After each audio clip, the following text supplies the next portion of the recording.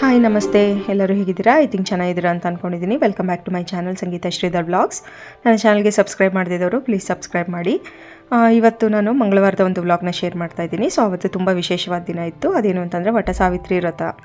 So ವಟ ಸಾವಿತ್ರಿ ವ್ರತ ತುಂಬಾ ವಿಶೇಷವಾದಂಥದ್ದು. ಏನಿದ್ರು ವಿಶೇಷ ಅಂತಂದರೆ, ಸಾವಿತ್ರಿ ತನ್ನ ಪತಿಯ ಜೀವ ಉಳಿಸ್ಕೊಳ್ಳೋಕ್ಕೋಸ್ಕರ ಯಮಧರ್ಮನ ಜೊತೆ ಮಾತಿನಲ್ಲಿ ಒಂದು ಹೋರಾಡಿ ಪ್ರಾಣನ ಉಳಿಸ್ಕೊಳ್ಳೋ ಅಂಥದ್ದು. ಐದನೇ ವಾರಕ್ಕೆ ತನ್ನ ಗಂಡನ ಜೀವ ವಾಪಸ್ ಬರಬೇಕು ಅಂತ ಕೇಳಿಕೊಂಡು ತನ್ನ ಗಂಡನ ಜೀವ ಉಳಿಸ್ಕೊತಾಳೆ. ಸೊ ಅದು ಆಲದ ಮರದ ಕೆಳಗಡೆ ಅವಳ ಗಂಡ ಸತ್ತಿದ್ರಿಂದ ಆಲದ ಮರಕ್ಕೆ ವಟ ಅಂತ ಹೇಳ್ತೀವಿ. ಸೊ ವಟ ಸಾವಿತ್ರಿ ವ್ರತ ನೋಡಿ, ಪೂಜೆ ಎಲ್ಲ ಆಯಿತು. ಬೆಳಿಗ್ಗೆ 6:30ಗೆ ಟೈಮ್ ಇತ್ತು. ಸೊ ಅದಕ್ಕೋಸ್ಕರನೇ ಅಮೃತಗಳಿಗೆಲ್ಲ ಪೂಜೆ ಮಾಡಿದೆ. ಬೆಳಿಗ್ಗೆ 6:30 ಅಷ್ಟರಲ್ಲಿ ಪೂಜೆ ಎಲ್ಲ ಶುರು ಮಾಡಿಬಿಟ್ಟೆ.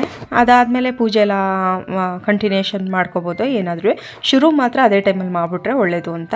ಸೊ ಅದಾದಮೇಲೆ ನೋಡಿ, ಚಾಮುಂಡಿ ಬೆಟ್ಟ ಎಲ್ಲ ನಮ್ಮ ಮನೆ ಎದುರಿಗೆ ಕಾಣಿಸ್ತಾ ಇದೆ. ಸೊ ಅಲ್ಲಿಗೆ ದೀಪ ಎಲ್ಲ ಹಚ್ಚಿದೆ, ತುಪ್ಪ ದೀಪ. ಈಚೆ ತುಳಸಿ ಕಟ್ಟೆಗೂ ಅಷ್ಟೇ ನೈವೇದ್ಯ ಎಲ್ಲ ಇಟ್ಟು ದೀಪ ಎಲ್ಲ ಹಚ್ಚಿದೆ.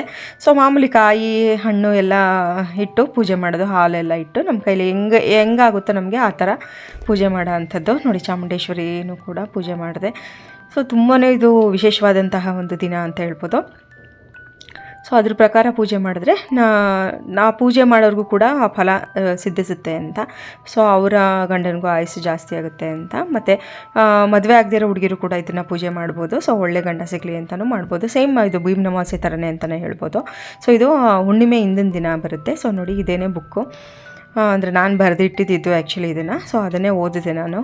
ಸೊ ಒಂದು 35 ಪೇಜ್ ಗಟ್ಟಲೆ ಬರೆದಿಟ್ಟಿದ್ದೆ. ಸೊ ಅದನ್ನು ಓದಿದೆ. ಸರಿ ನಾನು ಸ್ಕ್ರೀನ್ಶಾಟ್ ತೆಗೆದು ಇಟ್ಕೊಂಡಿದ್ನಲ್ಲ, ಅದನ್ನು ಬರೆದಿಟ್ಟಿದ್ದೆ. ಹಾಯ್ ನಮಸ್ತೆ. ಇವತ್ತು ಮಂಗಳವಾರ. ಇವತ್ತು ಸತಿ ಸಾವಿತ್ರಿ ಅವರ ಯಮಧರ್ಮನ ಜೊತೆ ಹೋರಾಡಿ ತನ್ನ ಗಂಡನ ಪ್ರಾಣ ಉಳಿಸ್ಕೊಂಡಿದ್ದಂತಹ ದಿನ ಇವತ್ತು.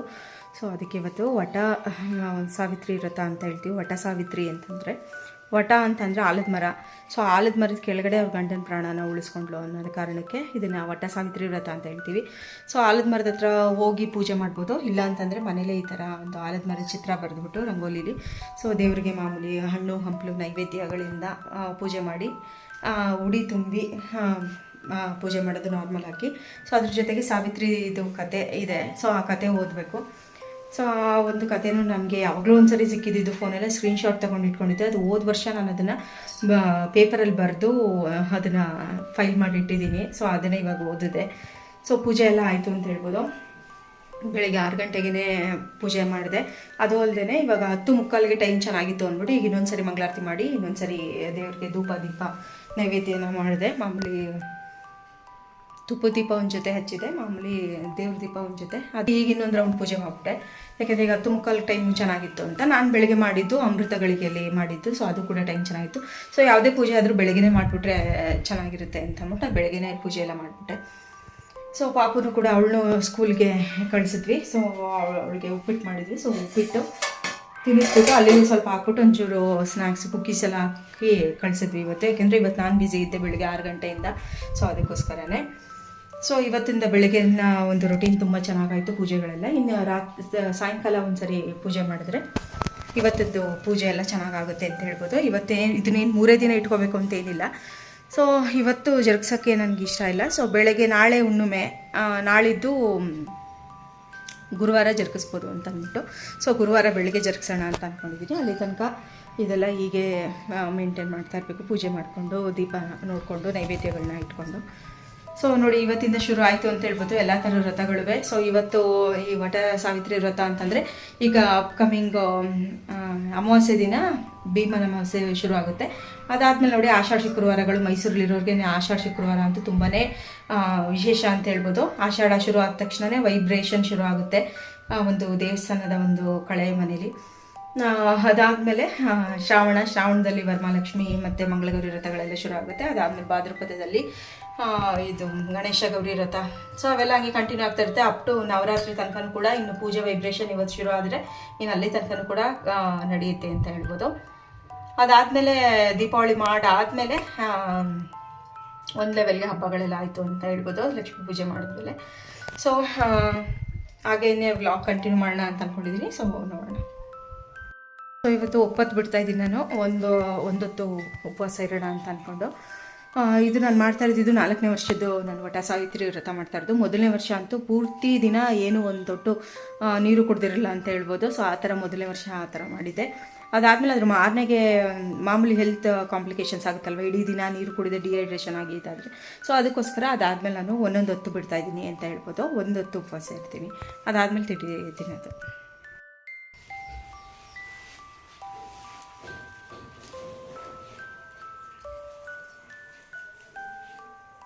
ನೋಡಿ, ಈ ಸೀರೆ ನಾನು ಬಿಫೋರ್ ಲಾಸ್ಟ್ ಟೈಮು ಇದಕ್ಕೆ ನವರಾತ್ರಿಗೆ ಚಾಮುಂಡೇಶ್ವರಿ ಗುಡ್ಸೋಕ್ಕೆ ತೊಗೊಂಡಿದ್ದು, ದೇವ್ರು ಗುಡಿಸಿದ್ದು. ಅದಾದಮೇಲೆ ಇದೇ ಫಸ್ಟ್ ಟೈಮ್ ಇದನ್ನು ವೇರ್ ಮಾಡಿರೋದು. ಸೊ ಇವತ್ತು ಒಳ್ಳೆ ದಿನ ಅಲ್ವಾ, ಸಾವಿತ್ರಿ ವ್ರತಕ್ಕೆ ಚೆನ್ನಾಗಿರುತ್ತೆ ಅಂತ ಅಂದ್ಬಿಟ್ಟು ಇದನ್ನು ಹಾಕ್ಕೊಂಡೆ.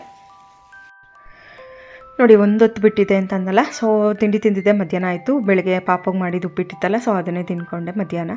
ಅದಾದಮೇಲೆ ಈವ್ನಿಂಗ್ ಮತ್ತೆ ದೇವ್ರಿಗೆ ದೀಪ ಎಲ್ಲ ಹಚ್ಚಿದೆ, ಪೂಜೆ ಎಲ್ಲ ಮಾಡಿ ತುಪ್ಪ ದೀಪ ಎಲ್ಲ ಮತ್ತೆ ಹಚ್ಚಿದೆ. ಸೊ ಅದಾದಮೇಲೆ ನಮ್ಮ ಮನೆಯವರು ಬಂದಿದ್ರಲ್ವ, ಸೊ ಅದಕ್ಕೋಸ್ಕರನೇ ಅವ್ರಿಗೆ ಬೋಂಡ ಮಾಡಿಬಿಡೋಣ ಅಂತಂದ್ಬಿಟ್ಟು ಮಾಡ್ತಾಯಿದ್ದೆ. ಯಾಕೆಂದರೆ ಅವತ್ತು ಮಂಗಳವಾರ ಆಗಿದ್ರೂ ಪೂಜೆ ಎಲ್ಲ ಇತ್ತಲ್ವ, ಸೊ ನಾವೇನು ಬೇರೆ ಊಟಗಳೆಲ್ಲ ಬೇರೆ ಏನು ಮಾಡೋಂಗಿಲ್ವಲ್ಲ. ಸೊ ಅದಕ್ಕೋಸ್ಕರ ಇದು ಎಲೆಕೋಸಿತ್ತು. ಸೊ ಎಲೆಕೋಸೆಲ್ಲ ಹಾಕಿ ಇದೊಂಥರ ವೆಜ್ಜಿ ಟೈಪ್ ಮಾಡಿದೆ. ಎಲ್ಲ ಥರದ ವೆಜಿಟೇಬಲ್ಸ್ಗಳೆಲ್ಲ ಹಾಕಿ ಚೆನ್ನಾಗಿತ್ತು ಅಂತ ಹೇಳ್ಬೋದು. ಆನಿಯನ್ನು ಮತ್ತು ಚಿಕ್ಕ ಚಿಕ್ಕದಾಗಿ ಎಲೆಕೋಸು ಕ್ಯಾಪ್ಸಿಕಮ್ ಎಲ್ಲ ಕಟ್ ಮಾಡಿ ಹಾಕಿದ್ದು. ಸೊ ಚೆನ್ನಾಗಾಗಿತ್ತು. ಸೊ ಅದಾದಮೇಲೆ ಅದಕ್ಕೆ ರಾತ್ರಿ ಅದೇ ಹಿಟ್ಟು ಮತ್ತು ಬಜ್ಜಿ ಹಾಕ್ಕೊಂಡು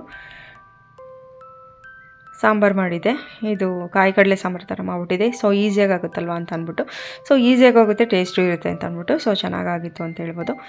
ಅದು ಚಿತ್ರಾನ್ನ ಇತ್ತು, ಚಿತ್ರಾನ್ನೂ ಇತ್ತು, ವೈಟ್ ರೈಸು ಇತ್ತು. ಸೊ ಎರಡಕ್ಕೂ ಕೂಡ ಚೆನ್ನಾಗಿರುತ್ತೆ ಕಾಂಬಿನೇಷನ್ ಅಂದ್ಬಿಟ್ಟು ನಾನು ಸ್ವಲ್ಪ ರಾತ್ರಿ ಚಿತ್ರಾನ್ನ ಹಾಕ್ಕೊಂಡೆ. ಯಾಕೆಂದರೆ ಬೆಳಗ್ಗೆನೂ ಕೂಡ ನಾನು ಉಪ್ಪಿಟ್ಟೆ ತಿಂತಿದ್ರಿಂದ ಸೊ ರಾತ್ರಿ ಚಿತ್ರಾನ್ನ ತಿನ್ಬೋದಲ್ಲ ಅಂತ ಅಂದ್ಬಿಟ್ಟು ಚಿತ್ರಾನ್ನದ ಗೊಜ್ಜು ಮಾಡ್ಕೊಂಡಿದ್ವಲ್ಲ, ಸೊ ಸಾಕು ಅಂತ ಅಂದ್ಬಿಟ್ಟು ಇದು ಮಾಡಿದೆ. ನೋಡಿ, ಅದು ಡಿಪ್ ಮಾಡಿದ್ರಂತೂ ಇನ್ನೂ ಒಳ್ಳೆ ಟೇಸ್ಟು ಅಂತ ಹೇಳ್ಬೋದು. ಕಾಯಿ ಕಡಲೆ ಸಾಂಬಾರು ಮಾಮೂಲಿ ಗೊತ್ತಲ್ವ ಎಲ್ರಿಗೂ, ಈರುಳ್ಳಿ, ಟೊಮೊಟೊ, ಕೊತ್ತಂಬರಿ ಸೊಪ್ಪು, ಕಡಲೆ, ತೆಂಗಿನಕಾಯಿ, ಬೇಳೆ ಸಾಂಬಾರು ಪುಡಿ ಎಲ್ಲ ಹಾಕಿ ರುಬ್ಬಿ ಒಗ್ಗರಣೆ ಹಾಕೋದಷ್ಟೇ. ಸೊ ಚೆನ್ನಾಗಾಗಿತ್ತು ಅಂತ ಹೇಳ್ಬೋದು. ಸೊ ನಾನು ಒಟ್ಟಿಗೆ ಇದನ್ನು ಸಾಯಂಕಾಲದ ಪಾತ್ರೆಗಳು ಮತ್ತು ರಾತ್ರಿ ಊಟ ಆದಮೇಲೆ ಒಟ್ಟಿಗೆ ವಾಶ್ ಮಾಡ್ಕೊಂಡೆ. ಯಾಕೆ ಅಂತಂದರೆ ಸಾಯಂಕಾಲ ಬಜ್ಜಿ ತಿಂದಿದ್ದೆಲ್ಲ ನಾನು ಸುಮ್ಮನೆ ಹಂಗೆ ಕಲ್ಕಿಟ್ಟಿದ್ದೆ. ಸುಮ್ಮನೆ ತಿರ್ಗಾ ಮುಡ್ಸ್ಕೊಂಡ್ರೆ ಆಮೇಲೆ ರಾತ್ರಿ ದೇವ್ರ ದೀಪಕ್ಕೆ ಎಣ್ಣೆ ಹಾಕಬೇಕಿತ್ತಲ್ವ, ಸೊ ಮತ್ತೆ ಮುಡ್ಸ್ಕೊಳಕ್ಕಾಗಲ್ಲ ಅಂದ್ಬಿಟ್ಟು ನಾನು ಒಟ್ಟಿಗೆ ರಾತ್ರಿ ತೊಳ್ಕೊಳ್ಳೋಣ ಅಂದ್ಬಿಟ್ಟು ಬರೀ ಸ್ನ್ಯಾಕ್ಸ್ದು ಮಾತ್ರ ಇದ್ದಿದ್ದು. ಸೊ ಅದನ್ನೆಲ್ಲ ಒಟ್ಟಿಗೆ ವಾಶ್ ಮಾಡೋಣ ಅಂದ್ಬಿಟ್ಟು ಮಾಡ್ತಾಯಿದ್ದೆ. ಸೊ ಅಡುಗೆ ಮನೆಯೆಲ್ಲ ರಾತ್ರಿ ಕ್ಲೀನ್ ಮಾಡಿದೆ ಆ್ಯಸ್ ಯೂಶ್ವಲ್. ನಾನು ಅಲ್ಲಲ್ಲೇ ಎಲ್ಲ ಒಂದಿನವೂ ನಾನು ಅಡುಗೆ ಮನೆ ಥರ ಗಲೀಜಾಗಿದೆ ಅಂತ ಆ ಥರ ಇಟ್ಕೊಳ್ಳೋದೇ ಇಲ್ಲ. ಪಾತ್ರೆಗಳು ಅಷ್ಟೇ ಒಂದು ಸ್ಪೂನು ಕೂಡ ಸಿಂಕಲ್ಲಿ ಇರೋಲ್ಲ. ಆ ಥರ ನಾನು ಎಸ್ಪೆಷಲಿ ಈವ್ನಿಂಗ್ ಟೈಮ್ ನಾನು ಪ್ರತಿ ಟೈಮು ಅಷ್ಟೇ ಅಡುಗೆ ಮಾಡ್ತಾನೆ ಅಲ್ಲಲ್ಲೇ ತೊಳೆದು ಹಾಕ್ಬಿಡ್ತೀನಿ. ರಾತ್ರಿ ಹೊತ್ತಂತೂ ಯಾವುದೇ ಕಾರಣಕ್ಕೂ ಪಾತ್ರೆ ಅಲ್ಲಿರೋಕ್ಬಿಡಲ್ಲ. ಬರೀ ಅಡುಗೆ ಮಾಡಿದ ಪಾತ್ರೆ ಮಾತ್ರ ಹಂಗೆ ಇರುತ್ತೆ ಅಷ್ಟೇ ಊಟದ್ದು. ಯಾಕೆಂದರೆ ಒಬ್ಬೊಬ್ಬರು ಅದನ್ನು ಚೇಂಜ್ ಮಾಡ್ತಾರೆ ರಾತ್ರಿ ಹೊತ್ತು, ಅದನ್ನು ತೆಗೆದು ಬೇರೆ ಪಾತ್ರೆಗೆ ನಾನು ಹಂಗೆ ಖಾಲಿ ಮಾಡೋಕ್ಕೋಗಲ್ಲ. ಅದನ್ನು ಬೆಳಗ್ಗೆ ಮಾಡ್ಕೊಬೋದಲ್ಲ ಅಂದ್ಬಿಟ್ಟು ಅಡುಗೆ ಮಾಡಿದ್ದ ಪಾತ್ರೆಲೇ ಊಟಗಳು ಇರುತ್ತೆ ಅಂತ ಹೇಳ್ಬೋದು. ಅಡುಗೆ ಎಲ್ಲ ಅದರಲ್ಲೇ ಇರುತ್ತೆ.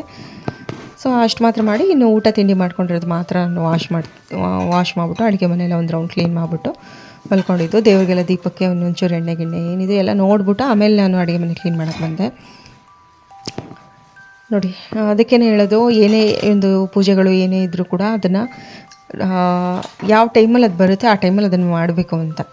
ಯಾಕೆಂದರೆ ಬೇರೆ ಟೈಮಲ್ಲಿ ನಾರ್ಮಲ್ ಪೂಜೆಗಳೆಲ್ಲ ಮಾಡ್ತಾಯಿರ್ತೀವಿ. ಈ ಥರ ವಿಶೇಷವಾದ ಪೂಜೆಗಳೆಲ್ಲ ನಮ್ಮ ಒಳ್ಳೇದಕ್ಕೆ ತಾನೇ ಇರೋದು, ಪಾಸಿಟಿವ್ ವೈಬ್ರೇಷನ್ನು ನಮ್ಗೆ ಒಳ್ಳೇದಾಗಲಿ ಅಂತಲೇ ಆ ಒಂದು ಪೂಜೆಗಳೆಲ್ಲ ಇರೋದು. ಸೊ ಅದಕ್ಕೋಸ್ಕರನೇ ಅದು ನಾರ್ಮಲ್ ಅಷ್ಟೇ, ಏನು ದೊಡ್ಡದಾಗೇನು ಇದೇ ಥರ ಪೂರ್ತಿ ದಿನ ಉಪವಾಸ ಇರಿ ಆ ಥರ ಏನಿಲ್ಲ. ನಾನು ಮೊದಲನೇ ವರ್ಷ ಪೂರ್ತಿ ದಿನ ಉಪವಾಸ ಇದೆ, ಬಟ್ ಅದು ನನಗೆ ಸ್ವಲ್ಪ ಆ್ಯಸಿಡಿಟಿ ಪ್ರಾಬ್ಲಮ್ ಇರೋದ್ರಿಂದ ನನಗದ್ರ ಮಾರನೆಗೆ ಜಾಸ್ತಿ ಒಂಥರ ಹೆಲ್ತ್ ಅಪ್ಸೆಟ್ ಆಗಿಬಿಡುತ್ತೆ. ಸೊ ಅದಕ್ಕೋಸ್ಕರನೇ ನಾನು ಒಂದು ಹೊತ್ತು ಬಿಟ್ಟಿದ್ದೆ. ಇದು 4ನೇ ವರ್ಷ ನಾನು ಈ ಪೂಜೆ ಮಾಡಿರೋದು. ಸೊ ಎಲ್ಲ ಒಳ್ಳೆಯದಾಗಲಿ ಅನ್ನೋದೇ ನಮಗೆ ಬೇಕಾಗಿರೋದಲ್ವ. ನಮ್ಮ ಕೆಲಸಗಳನ್ನ ನಾವು ಕರೆಕ್ಟಾಗಿ ಮಾಡ್ಕೊಂಡೋದ್ರೆ ನಾವು ಒಳ್ಳೆ ಮನಸ್ಸಿಂದ ನಮ್ಮ ಪಾಲಿಗೆ ಬಂದಿದ್ದನ್ನು ಅಕ್ಸೆಪ್ಟ್ ಮಾಡ್ತಾ ಒಳ್ಳೆಯದನ್ನು ಬಯಸ್ತಾ ನಾವು ದೇವ್ರಿಗೆ ಇಷ್ಟ ಪ್ರಕಾರ ಅಥವಾ ದೇವ್ರ ಮೆಚ್ಚೋ ಪ್ರಕಾರ, ನಮ್ಮ ಮನಸ್ಸಾಕ್ಷಿ ಮೆಚ್ಚೋ ಪ್ರಕಾರ ನಡ್ಕೊಂಡ್ರೆ ಸಾಕು, ಎಲ್ಲ ಒಳ್ಳೆಯದಾಗುತ್ತೆ ಅಂತ ನಾನು ಭಾವಿಸಿದ್ದೀನಿ. ಅದನ್ನು ಬಿಟ್ಟು ಬೇರೆ ಏನೂ ನಮ್ಮ ಕೈಯಲ್ಲಿ ಆಗಲ್ಲ ಅಂತ ಅನ್ನೋದು ಅನ್ಕಂಟ್ರೋಲಬಲ್ ಇವೆಂಟ್ಸ್ಗಳೇನೇ ಇದ್ರೂ ಅದನ್ನು ನಾವೇನೂ ಮಾಡೋಕ್ಕಾಗಲ್ಲ. ಅದೆಲ್ಲ ಟೈಮ್ ಬಂದಾಗಲೇ ಎಲ್ಲ ಹೀಲ್ ಆಗುತ್ತೆ ಅಂತ ಅಂತಾರಲ್ಲ. ಸೊ ಅದ್ರ ಟೈಮ್ ಬಂದಾಗಲೇ ಎಲ್ಲದಕ್ಕೂ ಪರಿಹಾರಗಳು ಸಿಗುತ್ತೆ, ಎಲ್ಲ ಸಮಸ್ಯೆಗಳಿಗೂ ಪರಿಹಾರ ಇದ್ದೇ ಇರುತ್ತೆ. ಬಟ್ ಟೈಮ್ ಬರಬೇಕು ಅಲ್ವಾ.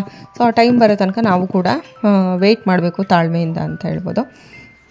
ನಮ್ಮ ಕೆಲಸ ಅದು ಯಾವುದೇ ಕೆಲಸ ಅಂದ ತಕ್ಷಣ ಏನು ಈಗ ಹೊರಗಡೆನೇ ಹೋಗಿ ಕೆಲಸ ಮಾಡಬೇಕು ಅಂತೇನಿಲ್ಲ, ಮನೇಲಿದ್ದರೂ ಅಷ್ಟೇ ನಮ್ಮದೇನಿದೆ ಅದನ್ನು ಮಾಡ್ಕೊಂಡು ಹೋಗೋದೇ ಕಾಯಕವೇ ಕೈಲಾಸ ಅಂತ ಹೇಳಿದಾರಲ್ವ.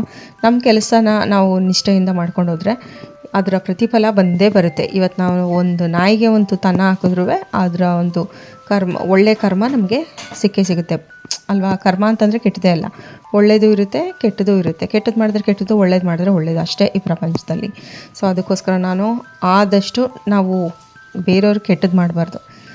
ನೋಡಿ, ನನ್ನ ಪಾಲಿಸಿ ಏನು ಅಂತಂದರೆ, ನಾವು ಬೇರೆಯವ್ರಿಗೆ ಒಳ್ಳೇದು ಮಾಡಲಿಲ್ಲ ಅಂದ್ರೂ ಪರವಾಗಿಲ್ಲ, ಕೆಟ್ಟದ್ದು ಮಾಡಬಾರ್ದು ಅನ್ನೋ ಥರದ್ದು ಅಷ್ಟೇ. ಬಟ್ ಒಂದೊಂದು ಸರಿ ಏನಾಗುತ್ತೆ ಅಂತಂದರೆ, ನಾವು ಎಷ್ಟೇ ಒಳ್ಳೇದು ಮಾಡಿದ್ರೂ ಕೂಡ ಅದು ಬರಲ್ಲ. ಬಟ್ ತುಂಬಾ ಅದು ಏನಕ್ಕೆ ಆ ಥರ ಒಂದೊಂದು ಸರಿ ಟೈಮು ಹಂಗೆ ಇರುತ್ತೆ ಅಂತ ಹೇಳ್ಬೋದು. ಸೊ ಅದಕ್ಕೋಸ್ಕರ ನಾನಂತೂ ಇವಾಗ ತುಂಬಾ ತಟಸ್ಥ ರೀತಿ ಆಗ್ಬಿಟ್ಟಿದ್ದೀನಿ ಅಂತ ಹೇಳ್ಬೋದು. ಸೊ ನಾವು ಒಳ್ಳೇದು ಮಾಡಿರೋದೆಲ್ಲ ಆ ದೇವರೇ ನೋಡ್ಕೊತಾನೆ, ನಾನು ಏನು ಮಾಡಿದ್ದೀನಿ ಏನು ಇದು ಮಾಡಿದ್ದೀನಿ ಅಂತ. ಸೊ ಆ ದೇವರೇ ನೋಡ್ಕೊಳ್ಳಿ, ಫಲಾನುಫಲ ದೇವ್ರಿಗೆ ಬಿಟ್ಬಿಟ್ಟು ನಮ್ಮ ಕೆಲಸ, ನಮ್ಮ ಜವಾಬ್ದಾರಿ, ನಮ್ಮ ಕರ್ತವ್ಯನ ನಾವು ಮಾಡ್ತಾ ಹೋಗೋದು ಅನ್ನೋದೇ ಇವಾಗ ನಾನು ಅದೇ ಥರನೇ ಫಿಕ್ಸ್ ಆಗಿಬಿಟ್ಟಿದ್ದೀನಿ ಅಂತ ಹೇಳ್ಬೋದು. ಸೊ ಏಕೆಂದರೆ ಈ ಸ್ವಲ್ಪ ಮನ್ಸುಗಳಲ್ಲಿ ಸಖತ್ತು ನಾನಂತೂ ತುಂಬಾ ಡೀಪ್ ಲೆವೆಲ್ ಹರ್ಟಾಗಿ ಅದರಿಂದ ತುಂಬಾ ಹೀಲ್ ಆಗಿದ್ದೀನಿ ಅಂತಲೇ ಹೇಳ್ಬೋದು. ಏಕೆಂದರೆ ಎಲ್ಲರಿಗೂ ಗೊತ್ತಿರೋ ವಿಷಯಗಳು, ಎಲ್ಲರೂ ಎಷ್ಟು ಸ್ಮಾರ್ಟಾಗಿರ್ತಾರೆ ಎಷ್ಟೊಂದು ಜನ ಹೇಳ್ಬೋದು, ಬಟ್ ಆ ಸ್ಮಾರ್ಟ್ನೆಸ್ ಅಂತೂ ನನಗೆ ಬರಲೇ ಇಲ್ಲ ಅಂತ ಹೇಳ್ಬೋದು. ಎಲ್ಲರನ್ನೂ ಒಂದೇ ಥರ ಟ್ರೀಟ್ ಮಾಡಿ, ಎಲ್ಲರನ್ನೂ ಒಂದೇ ಥರ ಒಂದು ನಮ್ಮವರು ಅಂತ ಅಂದ್ಕೊಂಡು ಅವರಿಂದನೇ ಪೆಟ್ಟು ಬಿದ್ದು ಸಖತ್ತು ಹರ್ಟ್ ಆಗಿಬಿಟ್ಟಿತ್ತು ನನಗಂತೂ. ಸೊ ಅದನ್ನು ಯಾವ ರೀತಿ ಹೇಳಬೇಕು ಅಂತ ನನಗಂತೂ ಗೊತ್ತಿಲ್ಲ. ಸೊ ಅದಕ್ಕೋಸ್ಕರನೇ ಇವಾಗ ಸ್ವಲ್ಪ ಹೀಲ್ ಆಗಿದ್ದೀನಿ ತಟಸ್ಥವಾಗಿ. ಸೊ ನಾವು ಯಾರಿಗೂ ಕೆಟ್ಟದ್ದು ಮಾಡಿಲ್ಲ. ಸೊ ನಮಗೆ ಕೆಟ್ಟ ವಿಷಯಗಳನ್ನ ಮಾಡಿದ್ರೆ ಅದನ್ನು ದೇವರೇ ನೋಡ್ಕೊಳ್ಳಿ ಅಂತ ಅಂದ್ಬಿಟ್ಟು ನಾನು ಬಿಟ್ಬಿಟ್ಟಿದ್ದೀನಿ ಅಂತ ಹೇಳ್ಬೋದು. ಏಕೆಂದರೆ ನಾವು ಅದನ್ನು ಔಟ್ ಆಫ್ ಕಂಟ್ರೋಲ್, ನಮ್ಮ ಕಂಟ್ರೋಲಲ್ಲಿ ಇಲ್ಲ ಕೆಲವು ವಿಷಯಗಳು. ಆ ಥರ ಇದ್ದಾಗ ನಾನು ಅದನ್ನು ದೇವ್ರ ಕಂಟ್ರೋಲ್ಗೆ ಬಿಟ್ಬಿಟ್ಟಿದ್ದೀನಿ. ಸೊ ದೇವ್ರು ಏನು ದಾರಿ ತೋರಿಸ್ತಾನೆ ಅದ್ರ ಪ್ರಕಾರ ನಾನು ನಡ್ಕೊಂಡು ಹೋಗ್ತಾ ಇರೋದು. ನಮ್ಮ ಕೆಲಸ, ನಮ್ಮ ಒಂದು ಜವಾಬ್ದಾರಿಗಳು, ಸೊ ಅದ್ರ ಜೊತೆಗೆ ಒಳ್ಳೆತನ ಮತ್ತು ನಮ್ಮ ನಿಷ್ಠೆಯಿಂದ ನಿಯತ್ತಿಂದ ಇರೋ ಅಂಥದ್ದು. ಸೊ ಇಷ್ಟೇ ನಾನು ಪಾಲಿಸ್ಕೊಂಡು ಹೋಗ್ತಾ ಇರೋದು. ನಮ್ಮ ಮನಸ್ಸಾಕ್ಷಿ ದೇವರಿಗೆ ಮೆಚ್ಚ ಅಂಥದ್ದು. ಸೊ ಎರಡು ವಿಷಯಗಳಿಗೆ ನಾವು ಮೆಚ್ಚಿರುತ್ತೆ ನಡ್ಕೊಂಡ್ಬಿಟ್ರೆ ಇನ್ಯಾವ ಜನನೂ ಮೆಚ್ಚೋ ಅಂಥ ಅಗತ್ಯ ಇಲ್ಲ. ಮನಸ್ಸಾಕ್ಷಿ ಮೆಚ್ಚಬೇಕು, ದೇವ್ರು ಮೆಚ್ಚಬೇಕು ಅಷ್ಟೇ. ಸೊ ಇದಾಗಿತ್ತು ಗೈಸ್ ಇವತ್ತಿನ ಒಂದು ವ್ಲಾಗ್. ಬಟ್ ಸಾವಿತ್ರಿ ವ್ರತದ ಒಂದು ಪೂಜೆ ಎಲ್ಲ ಆಯಿತು. ಸೊ ಎಲ್ಲರಿಗೂ ಕೂಡ ದೇವರು ಒಳ್ಳೇದು ಮಾಡಲಿ. ನೆಕ್ಸ್ಟ್ ವ್ಲಾಗಲ್ಲಿ ಮೀಟ್ ಮಾಡೋಣ ಗೈಸ್. ಅಲ್ಲಿ ತನಕ ನನ್ನ ಚಾನಲ್ನ ಸಬ್ಸ್ಕ್ರೈಬ್ ಮಾಡಿದವರು ಪ್ಲೀಸ್ ಸಬ್ಸ್ಕ್ರೈಬ್ ಮಾಡಿ. ಬಾಯ್, ಟೇಕ್ ಕೇರ್.